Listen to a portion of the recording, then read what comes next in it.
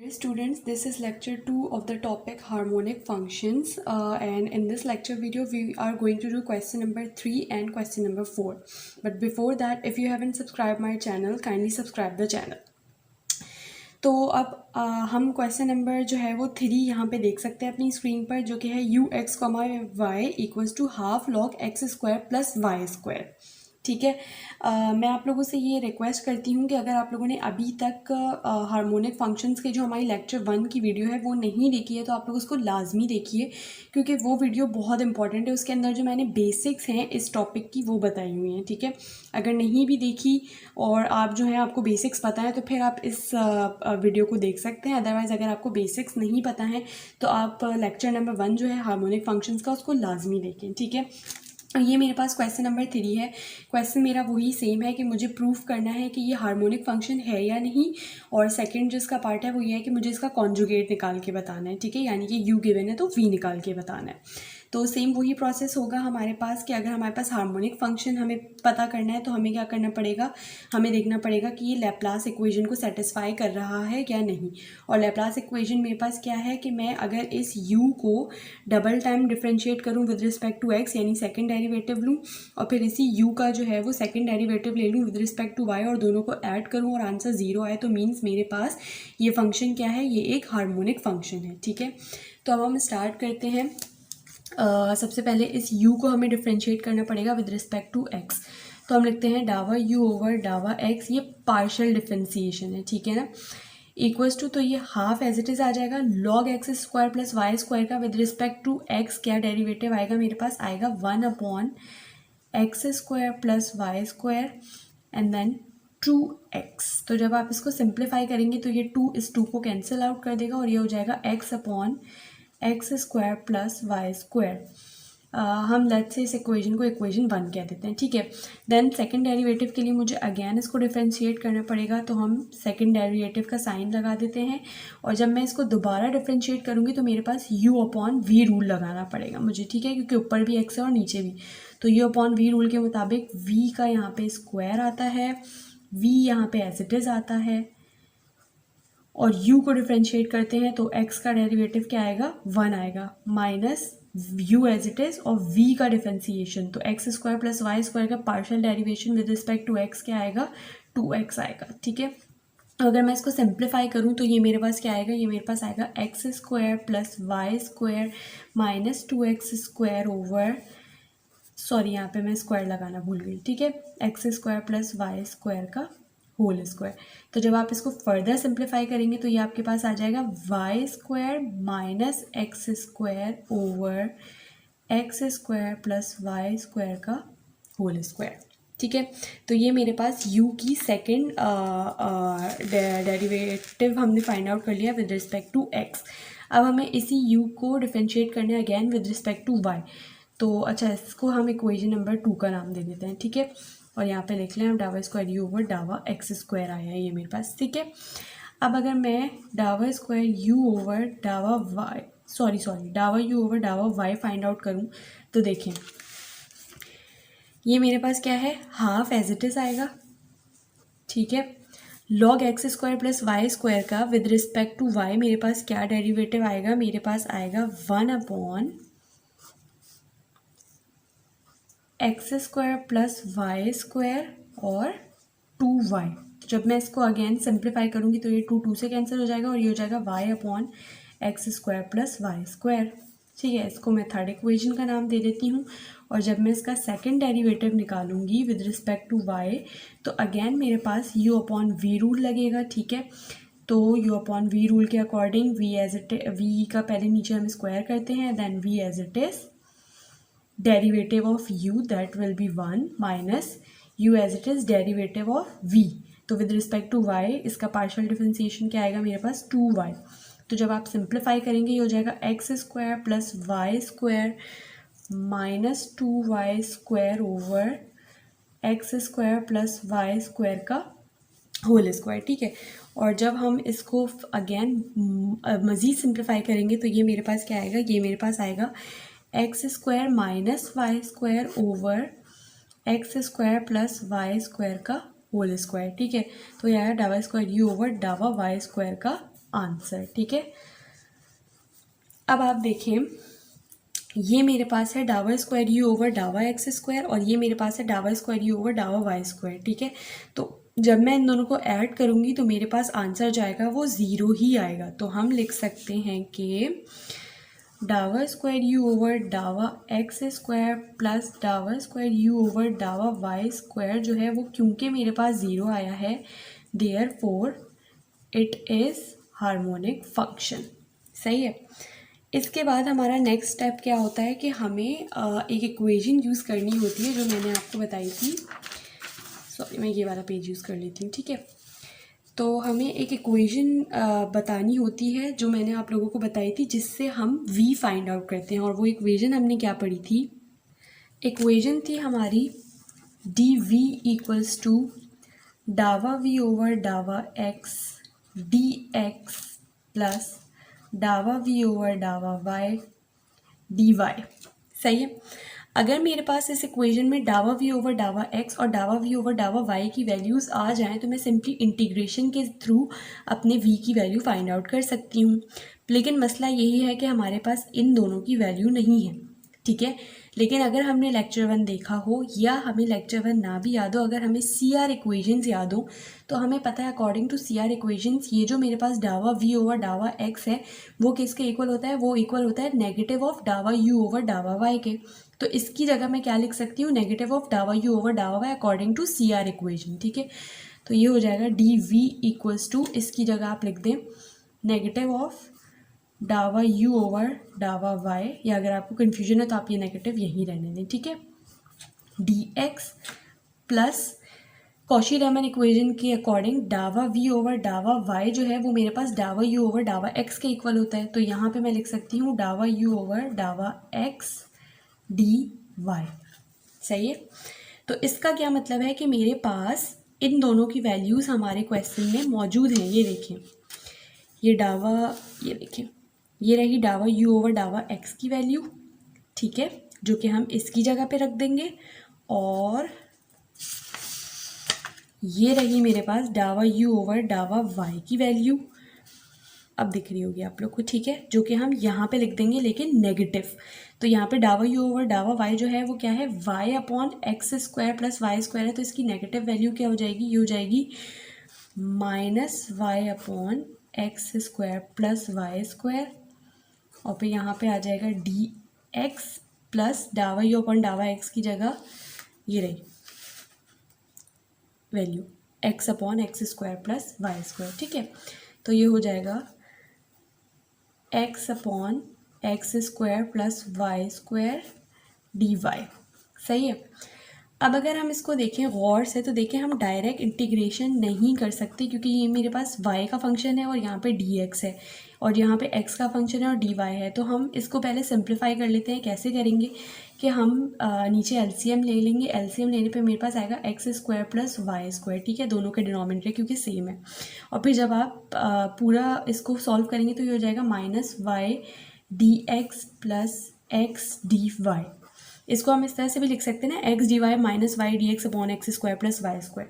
तो अगर हमें याद हो तो ये पूरी जो चीज़ है ये मेरे पास tangent inverse y upon x का डिफ्रेंसिएशन बनती है। ठीक है, ये मुझे कैसे पता? कुछ डिफ्रेंसिएशन के इंपॉर्टेंट फॉर्मूलाज हैं जो कि आपको पता होने लाजमी हैं। ठीक है, तो वो फॉर्मूलाज मैं आपके साथ शेयर कर देती हूँ। तो उन फॉर्मूलाज के अकॉर्डिंग ये मेरे पास क्या बन जाएगा? ये मेरे पास बन जाएगा d v equals to d tangent inverse y upon x. ठीक है, अकॉर्डिंग टू द फॉर्मूला ये वाली पूरी चीज़ मेरे पास इस तरह से लिखी जा सकती है। तो अब मेरे पास अगर मैं इस चीज़ को इंटीग्रेट करूं तो मैं यहाँ पे इंटीग्रेशन का साइन लगा देती हूँ। ठीक है, तो मेरे पास जो v है वो किसके इक्वल हो जाएगा? v इक्वल्स टू ये d इस इंटीग्रेशन को कैंसिल आउट कर देगा, tangent inverse y upon x plus c constant. This is the answer. ठीक है, तो ये हमारा पार्ट नंबर 3 जो है वो सॉल्व हो चुका है। अब हम चलते हैं पार्ट 4 की तरफ। देखिए ये मेरा पार्ट 4 है, ठीक है। ये हमारा इस टॉपिक के लिए लास्ट क्वेश्चन है और आई होप कि इस क्वेश्चन के बाद आप लोग के हार्मोनिक फंक्शंस के जितने भी डाउट्स हैं वो क्लियर हो जाएंगे, ठीक है। अगर हार्मोनिक फंक्शंस के टॉपिक से पहले आपका CR इक्वेशंस का टॉपिक बहुत अच्छे से आपको नहीं आता है ना, तो आपको इसमें मसला होगा। तो काइंडली अगर आपको CR इक्वेशंस का टॉपिक क्लियर नहीं है तो आप न्यूमेरिकल एनालिसिस की मेरी जो प्लेलिस्ट है उससे CR इक्वेशंस के टॉपिक को भी बहुत अच्छे से समझ सकते हैं, ठीक है।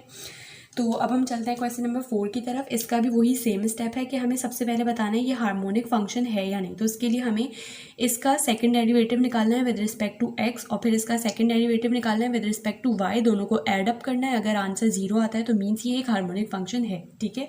तो हम पहले वो चीज़ प्रूव करके देख लेते हैं।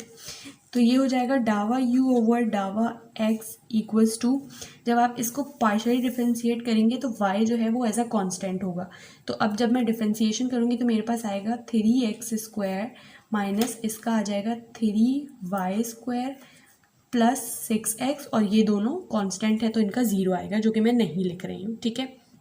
फिर आप अगेन सेकेंड टाइम डिफ्रेंशिएशन करें तो आपके पास आएगा 3 इंटू 6x प्लस ये इसका 0 आएगा जो कि मैं नहीं लिख रही, और ये है 6x का आएगा 6, ठीक है। तो ये मेरे पास हमने सेकंड डेरिवेटिव निकाल लिया विद रिस्पेक्ट टू x। अब हम विद रिस्पेक्ट टू y करते हैं तो डावा u ओवर डावा y जो है, देखें इसका 0 आएगा, इसका आ जाएगा -6xy, इसका भी 0 आएगा और इसका आएगा -6y, ठीक है। और अब जब मैं सेकंड डेरिवेटिव निकालूंगी विद रिस्पेक्ट टू y तो वो होगा डावा स्क्वायर u अपॉन डावा y square equals to -6xy का आएगा -6x और -6y का आएगा -6, ठीक है। तो ये मेरे पास आ गए। आपको क्लियरली दिख रहा होगा कि डावा स्क्वायर u अपॉन डावा x स्क्वायर और डावा स्क्वायर u अपॉन डावा y स्क्वायर के जब मैं ऐड करूँगी तो मेरे पास आंसर 0 आएगा। तो हम लिख सकते हैं कि डावा स्क्वायर u अपॉन डावा x स्क्वायर प्लस डावा स्क्वायर u अपॉन डावा y स्क्वायर जो है वो मेरे पास 0 आया है। Therefore it is an analytical function, ठीक है। फिर जो मेरा नेक्स्ट स्टेप होता है वो मेरे पास क्या होता है कि मुझे अपनी कॉन्जुगेट फाइंड आउट करना है, ठीक है।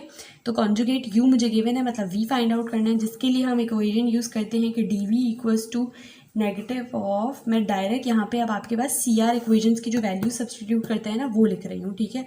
हालांकि जो एक्चुअल इक्वेशन है मेरे पास वो क्या है, वो है मेरे पास ये, ठीक है। तो मैं वैल्यू सब्सटीट्यूट करने के बाद अब डायरेक्ट ये वाली इक्वेशन लिख रही हूँ, ठीक है, जो according to CR equation value substitute करने के बाद मेरे पास आती है, सही। तो ये देखें, ये बन जाएगा नेगेटिव ऑफ डावा u ओवर डावा y dx प्लस डावा u ओवर डावा x dy, ठीक है। तो मेरे पास वैल्यूज़ हैं, मैं सब्सटीट्यूशन करती हूँ तो डावा u ओवर डावा y जो है इसकी नेगेटिव वैल्यू क्या होगी, इसकी नेगेटिव वैल्यू होगी 6xy प्लस 6y, ठीक है। तो मैं डायरेक्ट लिख देती हूँ। इसको जो है ना वो मैं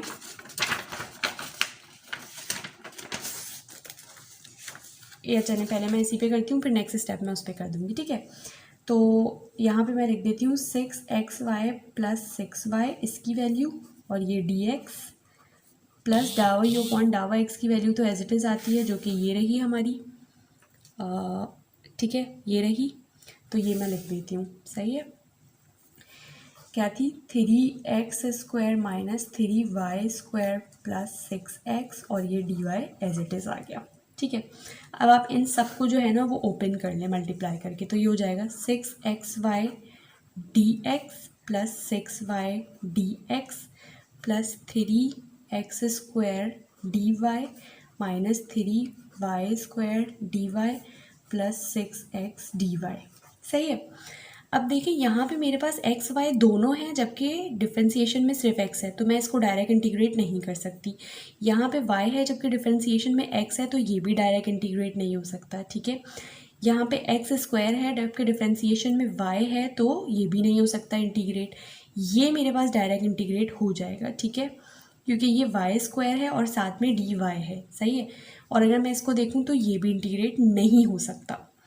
अब हम ये कर सकते हैं कि यहाँ पे देखिए मेरे पास ये y dx है और ये x dy है, इसको हम एक साथ लिख सकते हैं। तो हम लिख देते हैं 6 को कॉमन ले लेते हैं और लिख देते हैं y dx plus x dy। तो मेरे पास ये टर्म हो गई और ये टर्म हो गई, और अब ये वाली मैं लिख लेती हूँ -3y² dy, ये वाली टर्म भी हो गई। अब देखिए एक ये टर्म बची और एक ये टर्म बची है, ठीक है। तो इन दोनों के अंदर अगर मैं देखूं तो एक है x² dy और एक है xy dx। तो मुझे पता है कि मेरे पास xy दोनों किस में आ रहे होते हैं, या हम कह सकते हैं सिंगल x किसका वापस आ रहा होता है। मतलब मेरे पास अगर मैं x² y का डिफ्रेंसिएशन लूँ तो वही आता है ना इस तरह से। देखिए मैं करके दिखाती हूँ, फिर आपको ज़्यादा सही समझ आएगा। इसमें से सबसे पहले आप जो है ना वो 3 को कॉमन ले लें, तो आपके पास बचेगा 2xy dx प्लस इसमें से क्या बचा, 3 कॉमन आ चुका है तो x² dy। अब देखिए ये पूरी चीज़ अगर मैं इसको देखूं, अगर मुझे मेरे पास x चाहिए तो मेरे पास डिफ्रेंसिएशन में क्या चीज़ मौजूद होनी चाहिए। मैं दूसरा पेन यूज़ करती हूँ ताकि आपको समझ आए। अगर मुझे डिफ्रेंसिएशन में x वापस चाहिए, ठीक है, या मतलब आंसर में मुझे x वापस चाहिए, तो मेरे पास डिफ्रेंसिएशन में x² होना चाहिए, तभी उसका डेरिवेटिव क्या आएगा 2x और फिर dx आएगा, ऐसा ही है। और फिर अगर मेरे पास y मुझे वापस नहीं चाहिए तो y मेरे पास सिंगल होना चाहिए, तभी वो वापस नहीं आएगा, ठीक है। यानी अगर y को मैं with respect to y integrate derivate करूँ तो आंसर क्या आएगा, 1 आएगा ना, ठीक है। तो ये पूरी चीज़ मेरे पास क्या बन गई, x² y की डिफ्रेंसिएशन बन गई। देखिए y as it is, x² का डेरिवेटिव क्या होगा 2x dx plus x² as it is, और y का डेरिवेटिव क्या होगा 1 जो कि नहीं लिखा dy, सही है। तो इस पूरे की जगह मैं dx² y लिख सकती हूँ, यानी डेरिवेटिव ऑफ x² y, जबकि ये डायरेक्ट इंटीग्रेट हो जाएगा। और ये जो चीज़ है ये हमने अभी अभी डिस्कस किया था कि ये पिछले क्वेश्चन में ही, कि ये क्या होता है डेरिवेटिव ऑफ x, y। यानी अगर मैं x y नहीं x y को डिफ्रेंशिएट करूँ तो मेरे पास y as it is derivative of x plus x as it is derivative of y, ठीक है। तो हम इस सब की जगह इनकी वैल्यूज सब्स्टिट्यूट कर देते हैं। तो ये देखें इसकी जगह 6 और dxy लिख सकती हूँ मैं, ठीक है, -3y² dy as it is plus 3 differentiation of x² y। तो ये मेरे पास dv था। अब जब आप इन सब के साथ इंटीग्रेशन का साइन लगाएंगे और इसको इंटीग्रेट करेंगे तो आपके पास आंसर क्या आएगा, v = 6xy माइनस ये देखें 3 और ये y² का क्या आएगा y³/3। तो मैं डायरेक्ट y³/3 लिख देती हूँ, क्योंकि y³ लिख देती हूँ, सॉरी 3 तो कैंसिल हो जाएगा ना, ठीक है। प्लस ये 3 और इसका ये दोनों एक दूसरे को कैंसिल आउट करेंगे तो x² y plus constant, this is the answer. तो ये क्वेश्चन वैसे तो बहुत आसान था, बस आप यहाँ पे थोड़ा सा फंसेंगे। और इन चीज़ों को मैं आपको क्लियरली कह दूँ कि जब तक आप प्रैक्टिस नहीं करेंगे आपको ये बातें समझ में नहीं आएंगी। तो इन चीज़ों की आपको बहुत अच्छी प्रैक्टिस करनी। 4-5 क्वेश्चंस आप खुद से सर्च करें बुक के अंदर, उनकी प्रैक्टिस करें, तो आपके हार्मोनिक फंक्शन का जो टॉपिक है वो भी बहुत अच्छे से क्लियर हो जाएगा, ठीक है। आई होप आपको ये वीडियो पसंद आई होगी। काइंडली मेरे चैनल को सब्सक्राइब करें, वीडियो पसंद आई हो तो शेयर लाइक करें, अपने फ्रेंड्स के साथ शेयर करें, और कोई भी क्यूरी हो तो मुझसे कमेंट सेक्शन में पूछ लीजिए।